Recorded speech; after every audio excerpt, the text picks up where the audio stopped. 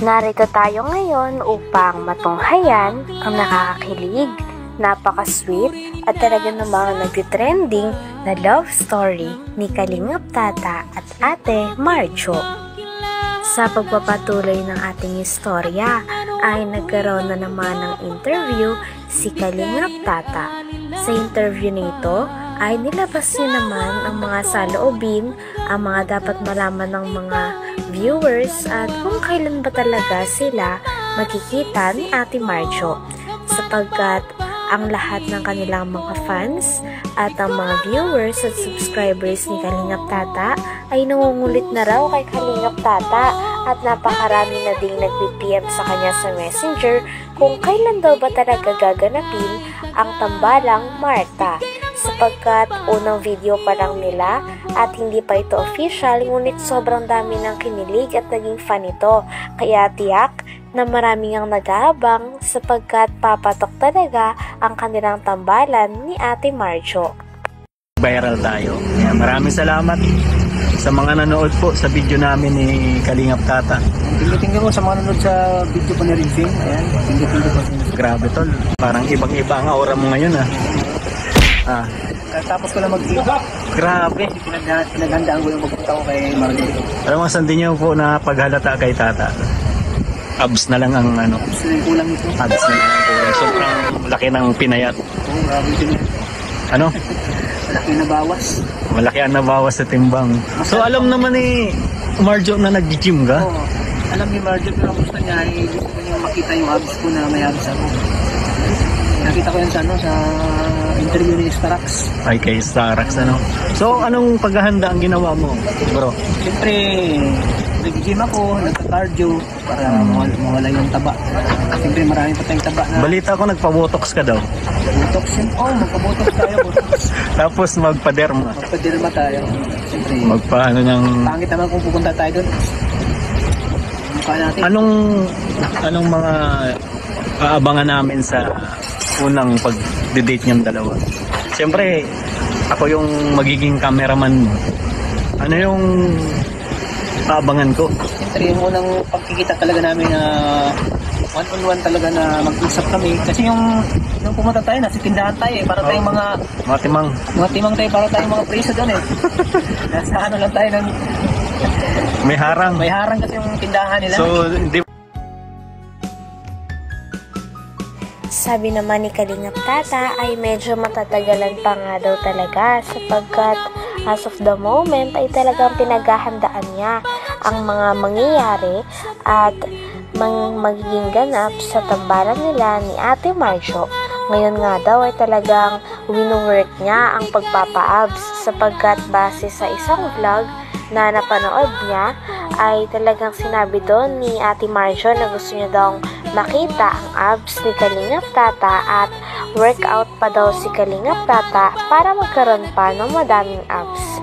Kaya natawa naman si Kalingap Tata at para kay Kalingap Tata ay gusto niya talagang ibigay ang best niya sa kanilang tambalan. Kaya naman bago sila magsimula ay gustong-gusto niya na maging prepared siya. Gusto niya muna magpa-derma daw at gawin ang lahat upang maging maayos ang kanyang pisikal na itsura, sapagkat ang alam niya daw, ang mga babae ay bumabase din at ang first na makikita ni Ate Marjo sa kanya pag nagkita sila ay syempre ang kanyang pisikal na itsura, kaya dapat prepared din siya.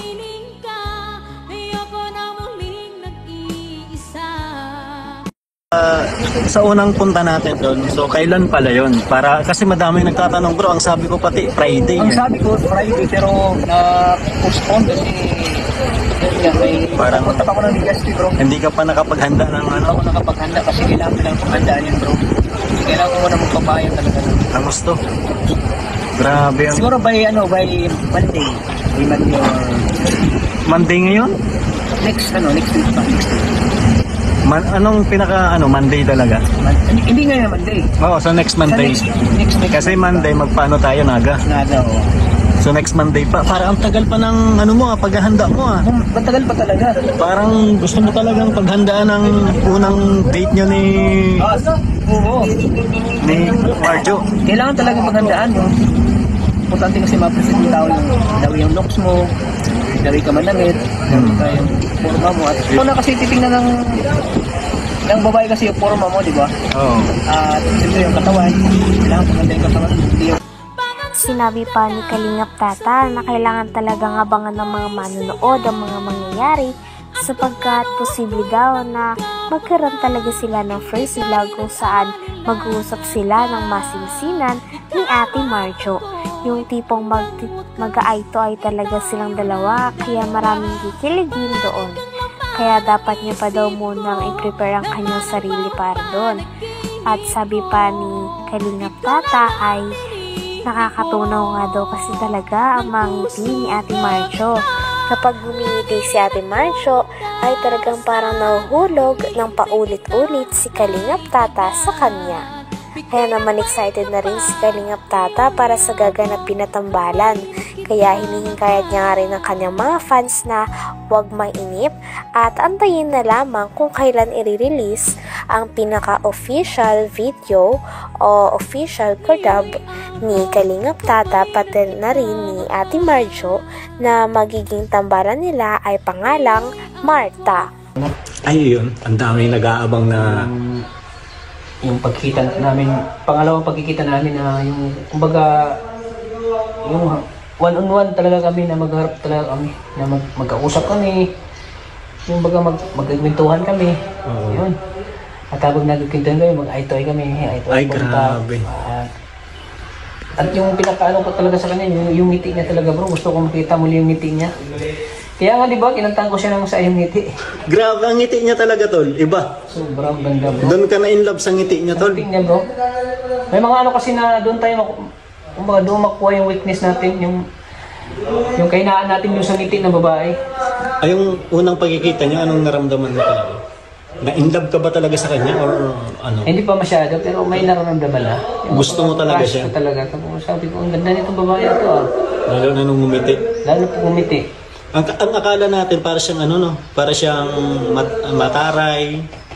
Pero nung nakausap, Sa huli ay binanggit din ni Kalingap Tata na kahit ngayon ay medyo tumataas na rin ang kanyang mga subscribers, ay hindi daw talaga siya makakalimot sa kanyang pinanggalingan. Hindi siya makakalimot kay Kalingap Val na kanilang founder at syempre lalong-lalo na kay Kalingap Rab sapagkat nakilala siya lalo ng mga manonood dahil sa pagsama sa kanya ni Kalingap Rab.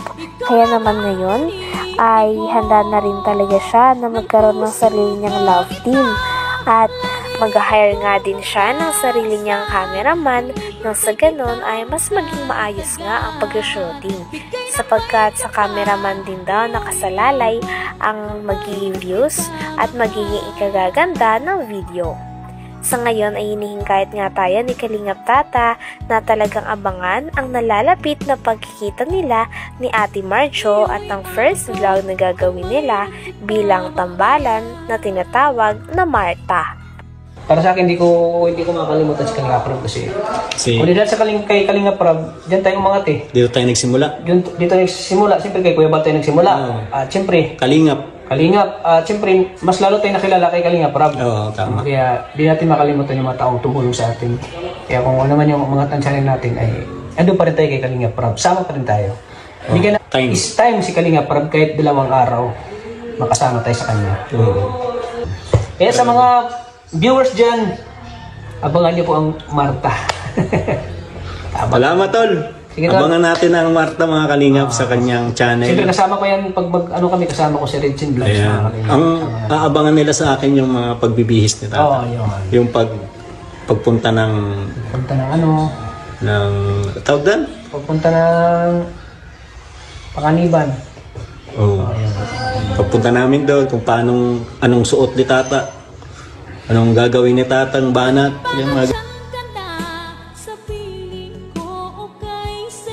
Hanggang dito na lamang muna ang ating nakakilig, napaka-sweet at talaga namang nagtitrending na istorya ni Kalingap Tata at ni Ate Marjo. Maraming salamat sa inyong panonood. Hanggang sa muli. Bye!